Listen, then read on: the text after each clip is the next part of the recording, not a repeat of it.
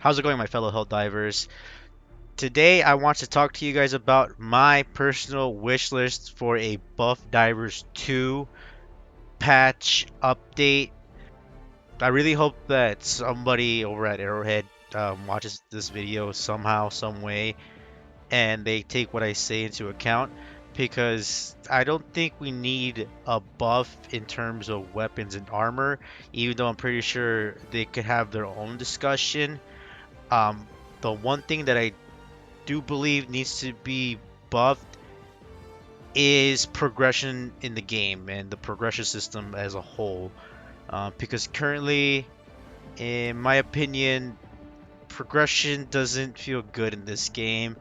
Um, Grinding in this game is not too easy, as it's just there's too much things to grind for, and everything takes really long. And even gathering the resources takes a while to unlock the things that you need. So I do believe that the devs should take a look, or at least consider overhauling or reworking the progression system in this game. So I really hope that the devs listen and again take everything what I say to consideration. So this video is mostly for the devs and not the community as a whole. But if it's still for the community, because I want to get my opinions out there and I want to see what the community thinks of these. I'm pretty sure some of these people have already thought of before. I'm probably not the first to say some of these things, and again, it's just probably repeating. But this is what I believe needs to be kind of implemented in this overhaul rework of the progression system. The first thing on my list is adding planet liberation progression milestones in the form of X time multipliers that will apply to everything from farmable resources to XP, and most importantly, planet liberation points themselves. This will add a great incentive for players to stick with the planet and continue its liberation progression until the planet is fully liberated. This will help out the current issue with planet liberation progression, where it seems like when a planet is further along in its progression, it sometimes is overshadowed by a major order or invasion alert. This will kind of circumvent that by the further along a planet is progressed, the less Helldivers it is required to complete. And it will award those Helldivers who decide to stay and stick with that planet liberation with a bonus on all farmable resources. That is why I believe this should be implemented, as it will help out with so many planet liberation campaigns. The second thing on my wish list is something that I'm kind of taking from the Helldivers companion app, and that is time to liberation slash victory for each planet's progression, as I believe that is the most important stat that needs to be displayed and tracked in game. It will help out with planet liberation progression just because it will give a visual to Helldivers in game about when they would complete the planet's liberation, and or when we will be victorious in repelling an invasion. Because that's another problem that I'm noticing, is that obviously the more Helldivers we have on a certain planet, the quicker we can liberate it. But as soon as a new major order or an invasion alert comes up, and those Helldivers divert their focus onto those planets, the timer for liberating a planet or victory on an invasion kind of resets a few back minutes, to the point where we end up losing that planet defense or liberation. Adding the timer to liberation slash victory would just show everybody how much their impact would make on the progression of a planet. The third thing that I would like to see implemented into the game is Helldivers' presence on invasion planets actually slowing down the invasion progression for the enemies. I think that's an issue and a problem that needs to be addressed because a majority of the player base doesn't understand defending from invasion all too well. I believe they think that if they show up to a planet and start liberating it as soon as possible, thus abandoning progression on another planet, it they think that they would be able to slow down the invasion of that one planet when it doesn't work like that. The invasion percentage progress for the enemies will always be the kind of the same. Doesn't matter how quick you get to that planet, they would progress at the same rate from the beginning of their invasion. So I would like them to tweak that aspect where, yeah, if Helldivers start showing up to a planet's invasion, then at least they can slow down the enemy's progression in that invasion. And I think this change is a must because making these videos over the past few weeks, I've been seeing the maps and the progression rates on the Helldivers companion app, and I'm not really too sure on how accurate that all is. But I do notice a trend where as soon as a new planet is opened up for invasion or on the major order list, no matter how far a planet has progressed, Helldivers will abandon it and jump on the new planet that's currently being invaded or part of the major order. So if this is how a majority of the players think the game works, then Arrowhead, why not actually make the game work like that? It'll definitely clear up the entire confusion on how defending actually works. The fourth thing that I would like to see in Buffdivers 2 is a rework of the major order system. I understand that might be shocking because currently the way the major order works is okay and it's fine, but I honestly would like to see them add more major orders for us to do at the same time. Basically multiple major orders at once, but nothing too crazy. I would like them to implement multiple major orders in the sense that they would add one specific major order for each enemy type and each front, and at the same time have a main major order that focuses on either advancing the overall major narrative story of the game, or is just a basic simple major order that applies to almost all the enemy types. And the same goes to the sub major orders for each enemy. The main thing that I would like these to be used for is just to highlight planets that are far along in their progression. So when players log in, they can see what planet on each front has progressed the furthest. With my earlier suggestions, they can see how long each planet will take till its liberation and the current resource multiplier slash booster. This will give a majority of the player base a more sense of direction, and it will stop that little issue where a new major order takes attention away from a planet's liberation progression. The fifth thing on my Buffdivers 2 wish list is uncapping the resources. Currently, there's a resource cap limit, and I don't understand why it's there. So Arrowhead, if you could please explain why there's a resource cap limit, I would greatly appreciate that, because currently the way I see it, it's not really necessary.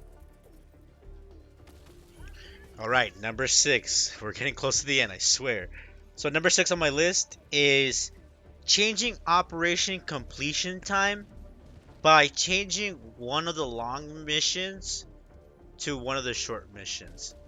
Because currently, on average, you can complete a mission in about, I would say about an hour. About an hour. And, that's not a long time, but I just wish it was a little bit quicker to complete operations.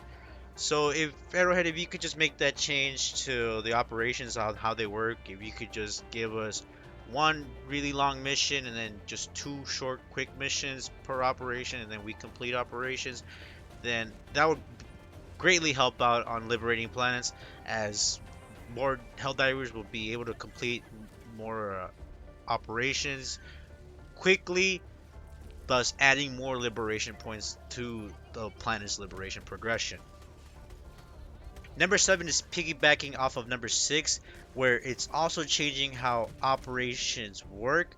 Whereas I think Arrowhead, you should scrap operation completion as the only way to get liberation points for a planet, and make missions completed at the liberation points. That's the kind of the main point of my video, is I just want planet liberation progression to be a little bit easier and spend a little less time in actually progressing and liberating a planet. Now, the whole operations system doesn't have to be completely scrapped. It could actually work in a hybrid way if you want to create an actual incentive to complete operations.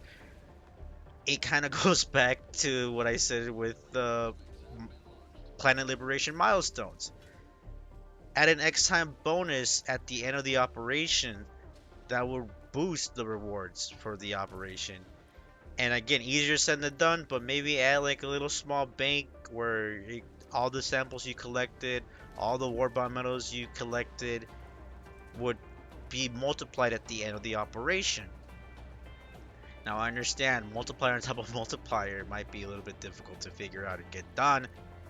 Or, and I just thought of this when I was making this video, Arrowhead can kind of give us a bigger incentive in completing operations by allowing us to farm super credits that way, by giving us a certain amount of super credits per operation completed. Since they take an hour, and theoretically they can only shorten it by 15 minutes or up to maybe a whole 30 minutes if they implement the change to the that I suggested earlier.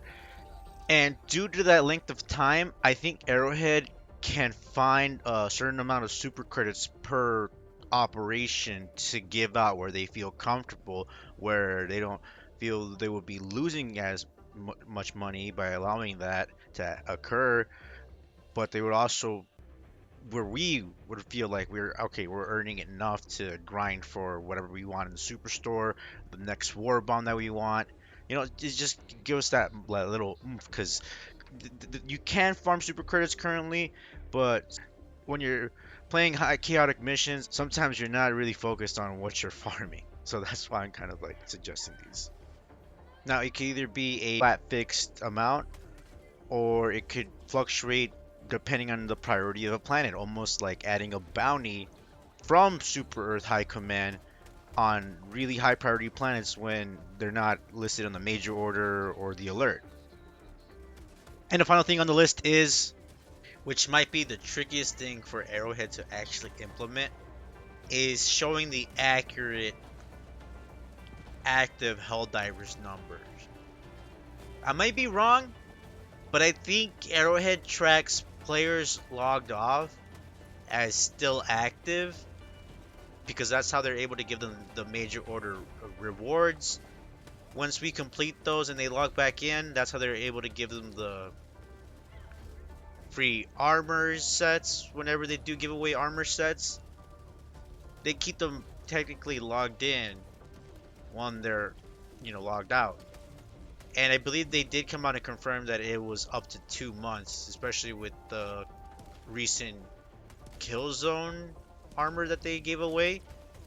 They let people know that if you were logged in, they eventually figured out how to re-give it away, or I think it might have been the Halo Master Chief one. I don't remember which armor set they kind of gave away, but people were logged off already because of the 2-month limit. There is a 2-month limit of where you could stay as active or something. So I'm not sure if that the game takes that into consideration and counts those Helldivers as active even though they're logged out and they're not active. If that's the case, that's what I want to see kind of removed and updated. And I know that's the trickiest one out of this entire list, because then they would have to figure out how would they give them their major order rewards, how would they give them the free items that they occasionally drop. that kind of complicates their whole situation. So that's why this is at the very bottom of the list. And again, if anybody got to this point of this video, like, I really appreciate you watching. But most of my major wants were on the beginning of the video on the top of the list. Everything here at the end. I understand these last two are definitely pretty hard to implement and do. So that's it. That's my entire wish list for Buffdivers 2. I would really like to know your guys' opinion on these suggestions, so please leave a comment down below on which ideas you liked or which ideas you didn't like. How would you tweak some of these ideas? And just let me know everything down below. And also, I would really appreciate if you could leave a like on the video if you somewhat enjoyed it. And if you like my content, you can always click subscribe. I am planning on making more Helldivers content, so if that's something you're interested in, I would appreciate if you stick around. Now, to any devs that's watching this video, first and foremost, thank you for Helldivers 2. It's a good experience. It's great. I just want to see it succeed and do better. And I appreciate you watching this video. It shows that you really care about the community and everything that we have to say. Now, I understand game design can be extremely complicated and that there's a process to all these things. So I know that some of the things I suggested may not be possible or may just take a while to implement. But just as long as my suggestions are taken into consideration, that's all I need, and it's really much appreciated. But with that being said, I'll see you all in the next video.